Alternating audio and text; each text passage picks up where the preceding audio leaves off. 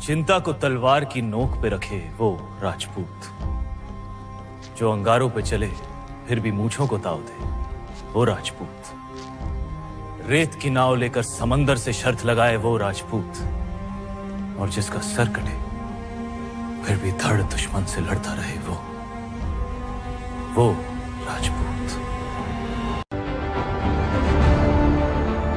3 પેઢી એક ધ્યેય।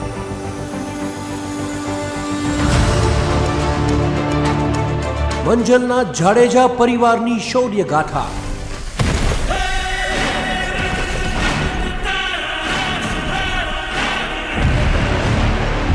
શ્રી મંજલ જાડેજા સમાજની વાત કરીએ તો જાડેજા યદુવંશી ક્ષત્રિય, મૂળ પુરુષ આદિનારાયણ બ્રહ્મા, ગૌત્ર અત્રિ ઋષિ, બ્રહ્માજીથી 54મી પેઢીએ થયા ભગવાન શ્રી કૃષ્ણ, તેમના પુત્રો પ્રદ્યુમનજી, તેમના પુત્ર અનિરુદ્ધજી અને તેમના પુત્ર શ્રી વ્રજનાભ જે ઇજિપ્તના રાજા હતા।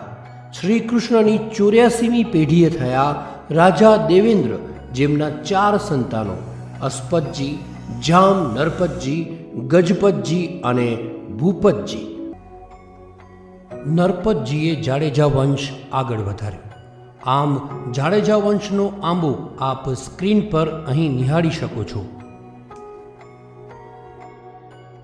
નરપતજીના વંશમાં જામ રાવલ, જેમણે જામનગર વસાવ્યું, અને જામ હમીરજી, જેમણે કચ્છ વસાવ્યું, જેમાં જામ હમીરજીના 3 કુંવર રા ખેંગારજી અને સાહેબજી તેમજ રા સાહેબજી। રા ખેંગારજી ભુજની ગાદીએ બિરાજ્યા અને સાહેબજી સેનાપતિ બન્યા। કચ્છ રાજના જેના વંશમાંથી 4 દીકરા જશોજી વિંઝાણ, હમીરજી મોથાળા, પચાણજી લાખાટી અને કાનજી આડેસર રહ્યા, જેમાંથી પચાણજીના વંશજોએ લાખાકીથી રોહા, મંજલ, નલિયા, વિરાણી, દેવપર એમ કુલ સાહેબજીના વંશજો 87 ગામોમાં પોતાની રિયાસતો ભોગવી અને નખત્રાણા તાલુકાનું મંજલ ગામ હાજાજી દાદાએ સંવત 1645માં વસાવ્યું, જેના વંશજો મંજલમાં રહે છે અને તે હાજાજી દાદામાંથી બાવાજી દાદા અને તેમના પૌત્રો શ્રી રાણાજી દાદાના વંશજો આવે છે। પૂજ્ય રાણાજી બાપુના પરિવારની વાત કરીએ તો તેમના 3 પુત્રો ભીખુભા, વેસલજી અને અજુભા। ભીખુભા જાડેજાના પુત્રો પ્રવીણસિંહ અને દિલુભા। પ્રવીણસિંહ જેઓ આર્મીમાં કેપ્ટન હતા। પ્રવીણસિંહના પુત્રોની વાત કરીએ તો મોટાભાઈ દેવેન્દ્રસિંહ જેઓ આર્મીમાં સુબેદાર હતા, તો રામદેવસિંહ જાડેજા જેઓ કચ્છ જિલ્લા રાજપૂત ક્ષત્રિય સભાના મહામંત્રી છે। આ ઉપરાંત નરેન્દ્રસિંહ સામાજિક સેવા સાથે જોડાયેલા છે। કચ્છની ધરતી પર એક એવો પરિવાર છે જેણે 3 પેઢી સુધી દેશ પ્રથમને જીવન મંત્ર બનાવ્યો છે। આ છે મંજલ ગામનો જાડેજા પરિવાર।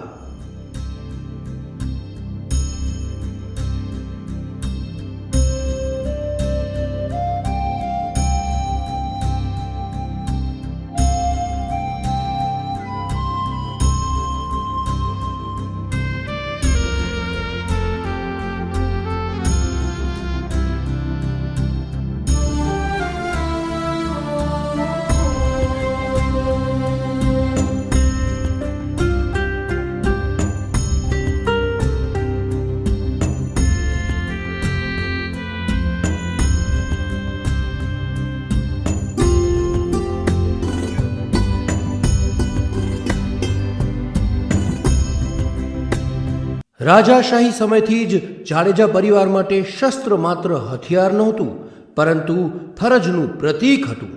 આ પરંપરા આગળ વધીને આઝાદ ભારતની સેનામાં શૌર્ય રૂપે ફૂટી નીકળી।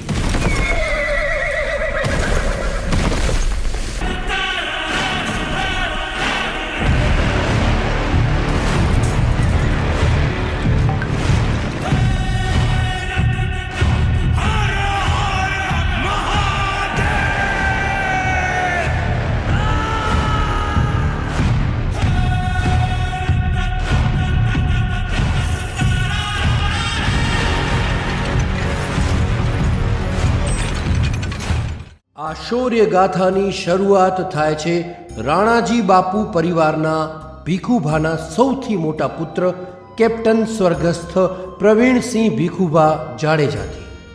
ભારતીય સેનામાં અદ્વિતીય સેવા અને 11 મેડલ્સ જે તેમના શિસ્ત, સાહસ અને સમર્પણનો જીવંત પુરાવો છે.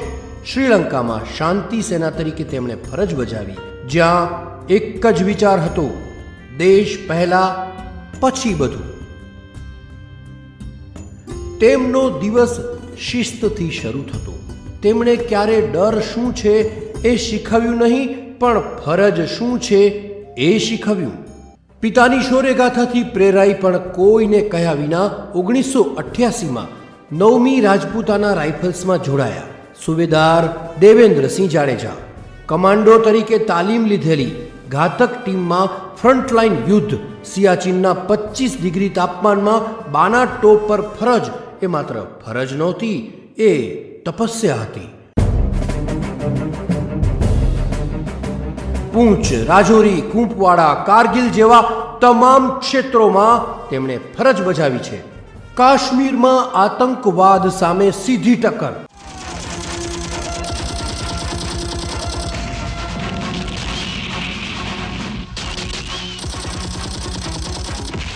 એક અથડામણમાં ગંભીર રીતે ઘાયલ થયા, પરંતુ સાથીઓ સાથે 5 આતંકવાદીઓને ઢેર કર્યા. આમ તો અમારા વંશ પરંપરાગત ફૌજમાં જોડાવું, ફૌજમાં રહેવું, અને સાથે સાથે લોકશાહી આવી એના પછી અમે દાદાને જોયા અને પિતાને જોયા અને આર્મી સાથે રહેતા હતા. આ બધું જોઈ અને અમને ઉત્સાહ આવતો હતો ક્યારે અમે ફૌજમાં જોડાઈએ. લશ્કરમાં જોડાવું એ મારું સપનું હતું અને આર્મીમાં રહી અને પિતાજીને શૌર્યગાથા જોઈ, પિતાજીને મેડલ જોયા, એની સાથે સાથે મેં ટ્રેનિંગ કરી અને લશ્કરમાં જોડાયો. ત્યાં જઈ મેં કમાન્ડો ટ્રેનિંગ કરી, સાથે સાથે યુદ્ધ કૌશલ્ય અને એમાં પણ પરંપરાગત અભ્યાસ કર્યો.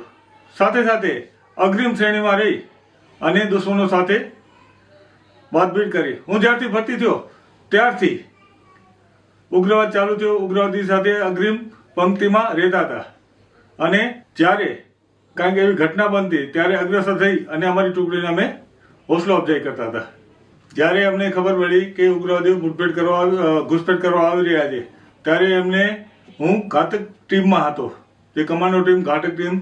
અમે રાત્રે ઓપરેશન કરતા કરતા આગળ વધ્યા અને ત્યારે અમારા દિલમાં કોઈ એવી ખ્યાલ આવે જ નહીં કે પાછળ શું થશે, ગોળી વાગશે. આજે ત્યારે અમારે એક જ ધ્યેય હોય છે, દુશ્મન આપણી સીમાની અંદર આવી ન શકે અને આગળ જઈ આતંકવાદીઓ આગળ જઈ અને આપણી પાછળ જનતા બેઠી જે ભાઈઓ બેઠા છે એ લોકોને કોઈ નુકસાન ન પહોંચાડી શકે. અમારા વિચારમાં ત્યારે એક જ વસ્તુ હોય કે ઉગ્રવાદીઓને કેમ રોકી અને કેમ એમનો નાશ કરવો. આમ તો બધા ક્ષત્રિય કોડની પરંપરા રહી છે અને અમારા યદુકોની પરંપરા તો આખી અલગ જ છે. ફૌજમાં જોડાવું, દેશ માટે સેવા કરવી, અગ્રિમ પંક્તિમાં યુદ્ધ લડવું અને બહુ ગૌરવ અનુભવ છે. જ્યારે મોકો મળે છે ઉગ્રવાદી સાથે લડવાનો, દુશ્મનો સાથે લડવાનો, ત્યારે અમને અતિ આનંદ થાય. ત્યારે અમારા મગજમાં એક જ વસ્તુ હોય, કાં વિજય ને કાં વીરગતિ. આ જ અમારો ભાવ છે. આ પરિવારમાં ફક્ત સેનામાં જ નહીં, પરંતુ પોલીસ વિભાગમાં પણ સેવા ભાવનાનું વલણ જોવા મળે છે. જાડેજા વેશુભા એટલે કે વેસલજી રાણાજી ઘોડેસવાર તરીકે પોલીસ બેડામાં પ્રખ્યાત હતા.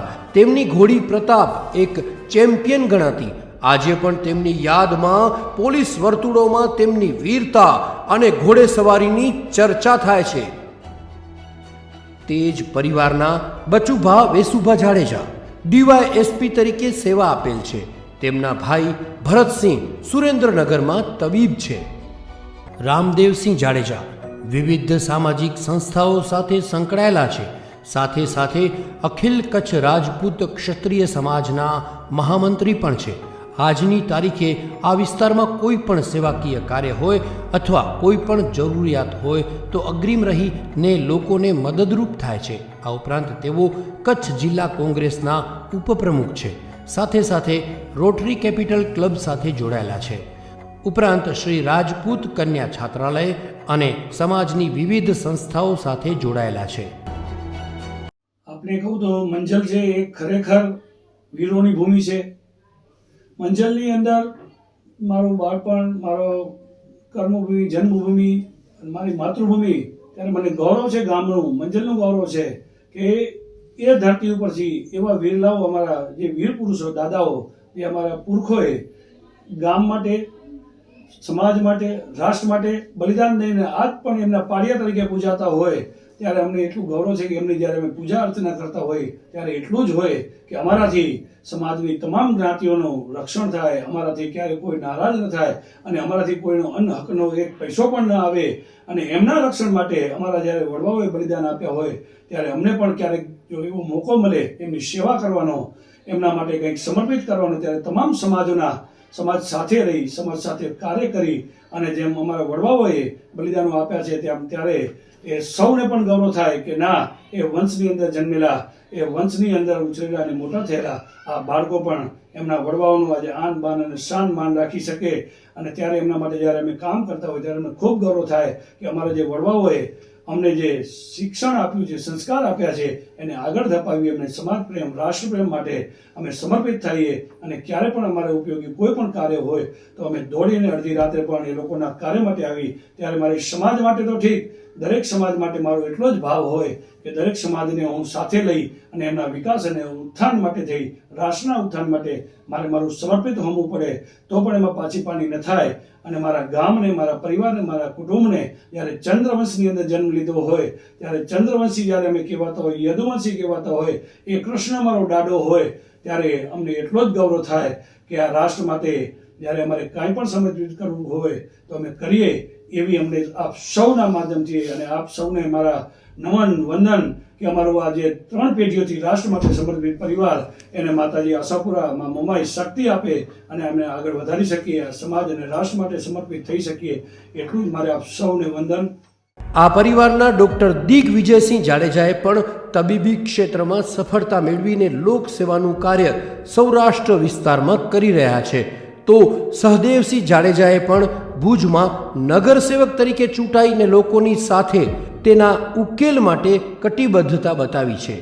તેમના કાકાઈ ભાઈ લાલુભા જાડેજાએ પણ બીએસએફમાં ઇન્સ્પેક્ટર તરીકે ફરજ બજાવી છે. આ જ પરિવારના રવિસિંહ દીપસિંહ જાડેજા મહારાષ્ટ્ર ગોંદિયા મધ્યે ગુજરાતી ભવનના મુખ્ય સ્થાપક હતા તથા આ જ પરિવારના મહિપતસિંહ અગરસિંહ જાડેજાએ હાઈસ્કૂલ બનાવી આપેલ છે. મંજલ ગામનું પ્રવેશ દ્વાર માત્ર એક માળખું નથી, એ પ્રેરણાનું પ્રતીક છે. દરેક યુવાનને એ યાદ અપાવે છે દેશ સેવા એ સૌથી મોટું ગૌરવ છે. રાજાશાહી સમયથી આધુનિક ભારત સુધી જાડેજા પરિવારની 3 પેઢીએ એક જ સંદેશ આપ્યો છે: દેશ માટે જીવવું એ જ સૌથી મોટું યોગદાન છે. સલામ એ મંજલના જાડેજા પરિવારને. જય હિન્દ.